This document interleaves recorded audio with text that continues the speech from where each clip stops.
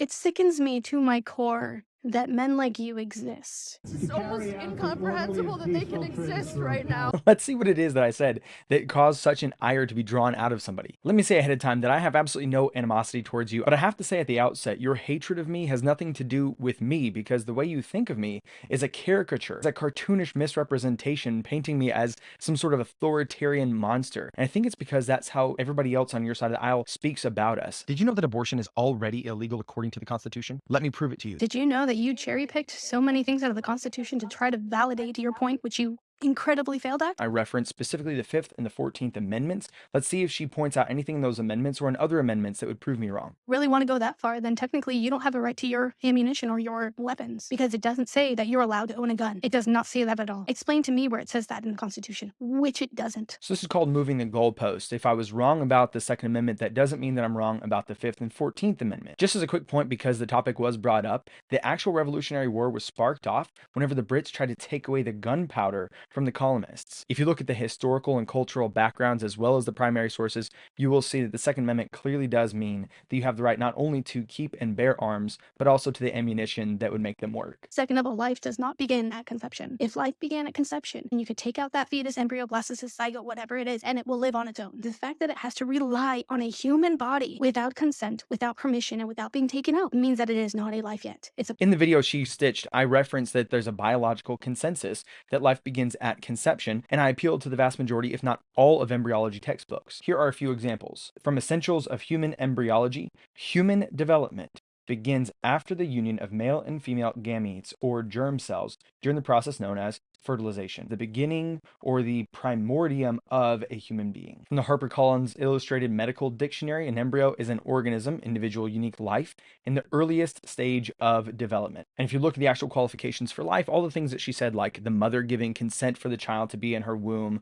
or being able to exist outside without the support of the mother, none of those fit underneath the qualifications for life, which is why 95% of biologists come to the conclusion that life begins at fertilization. The fact that you go as far as to go into the 14th Amendment, that's funny. And the 5th Amendment as well, that is funny. See, it's also interesting that you're a male trying to say what is illegal or not. She didn't address what I said about the 14th or the 5th Amendment, and therefore she still has yet to disprove what I said. And you did that study of the biologists, the 55,212 biologists who did the study on it. Honey, do you understand how many biologists are in our country? Over 65,000 biologists, which, by the way, all of them are pro-choice. Over 5,000 different respondents is a really great sample size, and from over 1,000 institutions, so you're not getting one specific ideological bias. Except for the one that you mentioned. The vast majority of them, not 100%, 85% of them, are pro-choice, which means that they're not ideologically slanted towards saying that life begins at conception. That actually weakens their claim that abortion is okay. And keep in mind that the question of abortion is a moral question. It's a philosophical question, whereas the question of when does life begin is just a cold, hard scientific fact.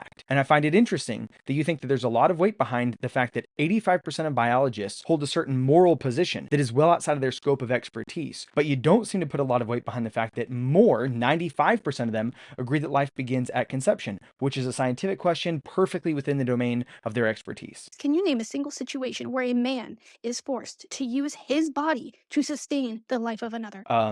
Trans men? Are you a bigot? Do you not believe that men can get pregnant? I mean, I'm looking at your name. You include the trans symbol and the trans flag. Don't you know that they can carry a fetus in their very male womb?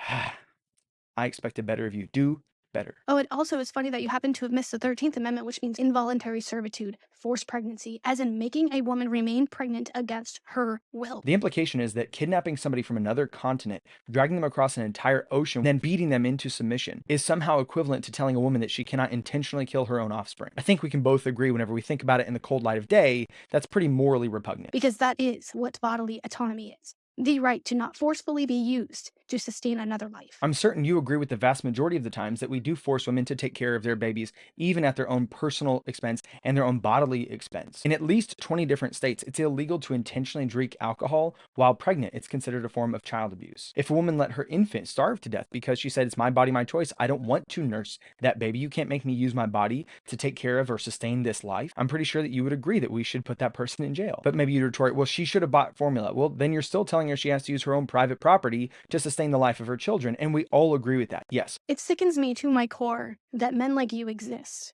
That men look like you, look at women like we are objects here to serve you, to give you things, to use our bodies to sustain a life for you. That's not at all what I think. I don't believe that women exist to sustain life for me. I believe that we all have a moral obligation to our own children. You might want to be quiet before you get put into a verbal war that you cannot handle. The hubris and the overconfidence is just so charming. That said, still wish you the best. No animosity. God bless.